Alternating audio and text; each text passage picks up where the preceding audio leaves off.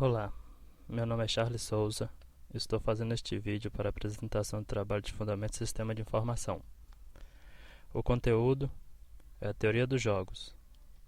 Eu vou falar um pouco sobre os conceitos, o histórico, a aplicação, falar também sobre jogos de empresas e apresentar alguns exemplos. O mais importante é o dilema do prisioneiro, que é um pré-requisito desta apresentação.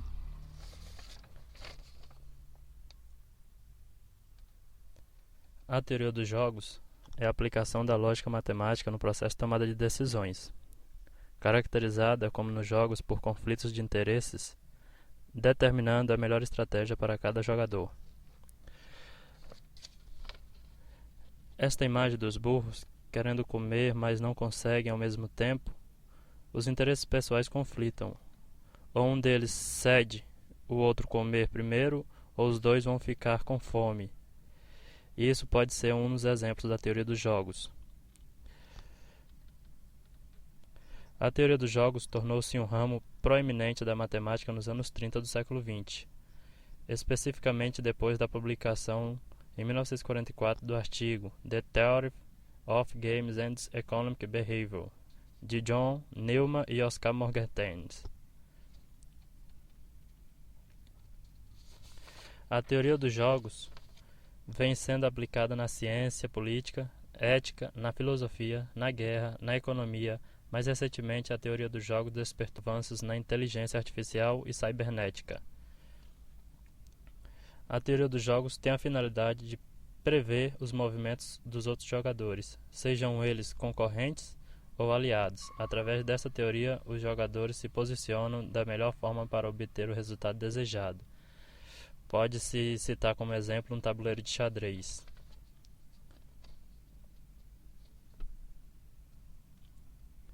Aplicação da teoria dos jogos. Uma relação do tema com o dia a dia das organizações em geral são as estratégias adotadas e suas consequências, as alianças possíveis entre os indivíduos, os compromissos dos contratos, inclusive aqueles que não são formalizados, a repetição de cada jogada, entre outras análises possíveis. Eu tenho um exemplo para dar em relação à teoria dos jogos, assim, que também pode acontecer, que está acontecendo no cotidiano do dia a dia, é a oscilação do mercado financeiro, a subida e a descida do valor do dólar em relação ao real.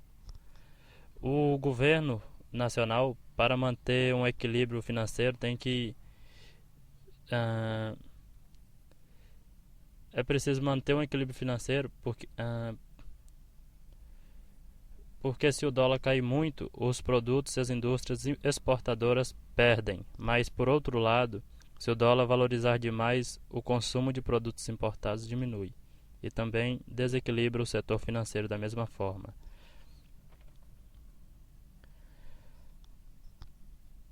A aplicação da teoria dos jogos, vamos citar um exemplo, que pode ser o filme. Este filme foi campeão de 4 Oscars. O nome dele é Uma Mente Brilhante, baseado no livro biográfico de John Forbes Nash Jr., que ganhou o Prêmio Nobel de Ciência em 1994.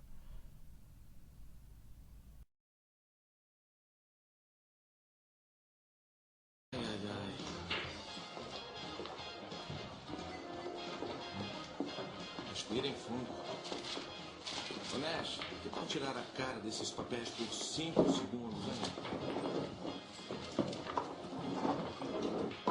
Ainda não estou pagando cervejas. A gente não está aqui pela cerveja.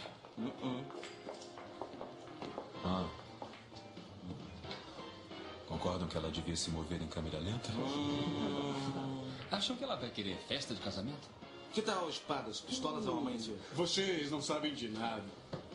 Lembre-se da lição de Adam Smith, o pai da economia moderna. Em uma competição, a ambição individual é o bem comum. Exato. É cada um por si, senhores. E quem sobrar fica com as amigas. Eu não vou querer sobrar. E é fácil levar uma loura até a água, difícil é fazê-la beber. Não foi o que ele disse. Ok, ninguém olha, ela está olhando, hein? Eu acho que é pro Nash. Não dá pra acreditar. Ele pode estar com a vantagem agora, mas esperem só ele abrir a boca. Lembram-se da última vez? Que ela vai ficar pra história.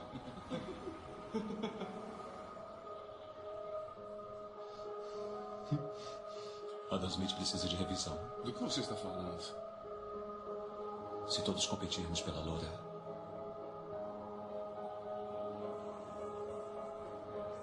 nos bloquearemos e nenhum de nós irá ganhá-la. Então partimos para cima das amigas. Mas todas elas darão fora na gente porque ninguém gosta de ficar em segundo.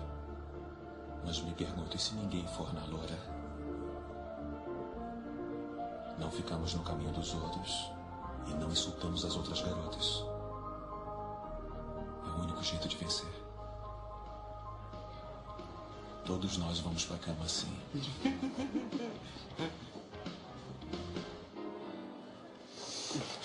Adam Smith disse que o melhor resultado é quando todos no grupo fazem o que é melhor pra si, não foi? Foi isso que ele disse, não foi? Incompleto. Incompleto. Tá? O melhor resultado é obtido quando todos no grupo fazem o que é melhor para si e para o grupo. Nash, ora, se isso não é um plano para ficar com a lua, então vá para o inferno. Dinâmica dos governos, senhores. Dinâmica dos governos. Adam Smith estava errado. E lá vamos nós. Cuidado. Obrigado.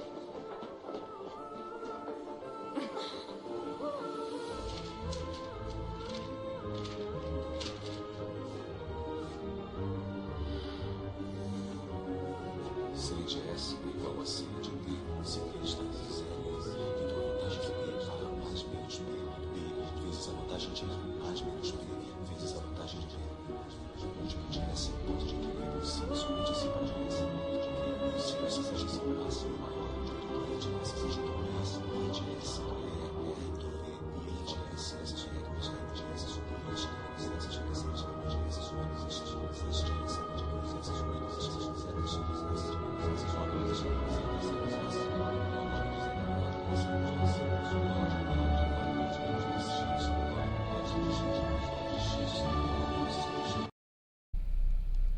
Jogos de empresas.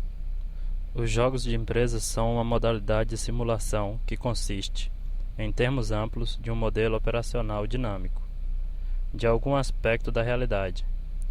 A simulação é uma seletiva representação da realidade, abrangendo apenas aqueles elementos da situação real que são considerados relevantes para o seu propósito. Nos jogos de empresas, os participantes assumem o papel de um tomador de decisões em uma organização empresarial. Geralmente este papel é de CEO, chefe executivo office, diretor de empresa ou gerente de algum setor. O objetivo é resolver um problema ou simplesmente gerenciar a posição por certo tempo. Os jogos de empresa são usados para o ensino e pesquisa na academia, especialmente nas áreas de sistemas econômicos, teoria organizacional, psicologia, produção e marketing. A origem dos jogos de empresas. Os primeiros usos de jogos para desenvolvimento e educação de que se tem notícia surgiram por volta de 3000 a.C., na China, como estratégia de guerra. Após o período das grandes guerras, os jogos de guerras passaram a ser utilizados em competições no campo de batalha dos negócios, originando os jogos empresariais. O primeiro jogo de empresa foi o Top Management Decision Game desenvolvido pela American Management Association, em 1956. Vamos falar agora sobre o exemplo do dilema do prisioneiro. Possivelmente o exemplo mais conhecido na teoria dos jogos é o dilema do prisioneiro.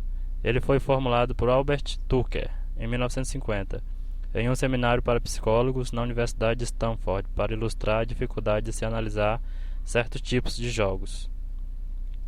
A situação é a seguinte: dois ladrões, Aldo e Bob, são capturados e acusados de um mesmo crime, presos em celas separadas e sem poderem se comunicar entre si.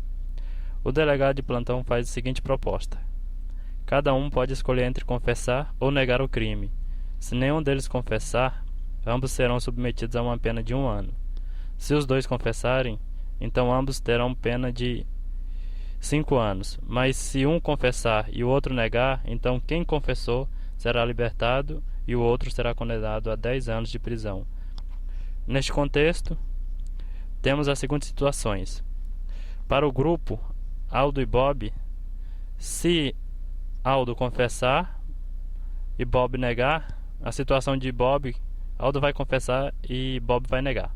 Situações possíveis: confessar e confessar, ou seja, Aldo confessa e Bob também confessa, ou Aldo confessa e Bob nega. Outra situação é Aldo negar e Bob confessar, ou os dois negarem.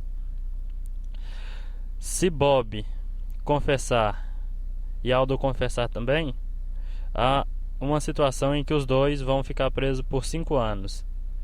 Se Aldo confessar e Bob negar, Aldo vai ser libertado e Bob vai ficar preso por 10 anos.